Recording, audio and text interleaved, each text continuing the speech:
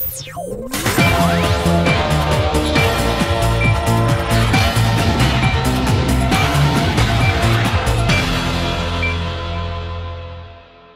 un lloc carregat de sentit com el Palau de la Música Catalana, Esquerra Republicana de Catalunya i els candidats per a totes les demarcacions van transmetre el seu missatge en l'acte central de campanya. En un to de celebració van presentar-se tant les persones que formaran les llistes com alguns dels punts del programa electoral.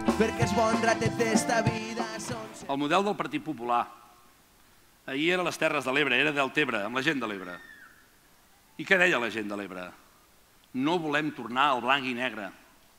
No volem tornar a aquelles fotografies en blanc i negre d'alguns polítics que venien a les Terres de l'Ebre per demanar-nos l'aigua, per col·locar-nos un abocador de residus nuclears o d'altres tipus d'abocadors, però que no ens parlaven ni d'universitat, ni de cultura, ni de fibra òptica, que ens deixaven els nostres costums culturals com la jota, com una cosa acatalana i al marge. Amb el desplegament d'una gran estelada va iniciar-se l'acte, que va estar carregat de càntics i dependència. Puigcercós i el seu equip van fer èmfasi en la importància d'anar a votar a les eleccions el dia 28 per evitar que el Partit Popular es faci, segons diuen, una segona força política dins la Generalitat.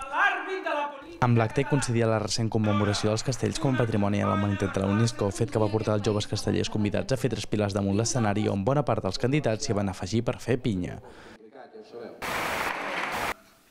Si us estimeu Catalunya, ajudeu-nos a que res vagi enrere, que seguim avançant com a país. Ajudeu-nos, Esquerra Republicana de Catalunya.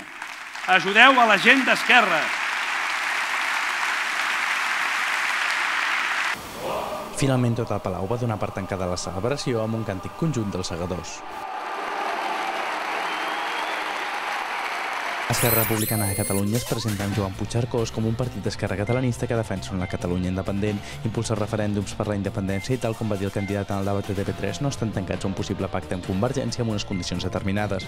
En competència d'Estat, Esquerra pretén impulsar els referèndums per la independència. En matèria econòmica defensa el concert econòmic i, pel que fa a la política, busca la cohesió social del país amb un sentiment catalanista comú. En temes d'immigració presenta una regulació dels fluxos migratoris en funció dels serveis socials. En joventut defensa la inserció dels joves amb salaris dignes i amb una bona formació com a base imprescindible. Amb les consultes per la independència com a eix central, Esquerra Republicana es posiciona per intentar aconseguir ser la força determinant per sobre el Partit Popular, que segons ells portaria una política centralista que condicionaria les decisions de la Generalitat. Guillem López, B5 Televisión.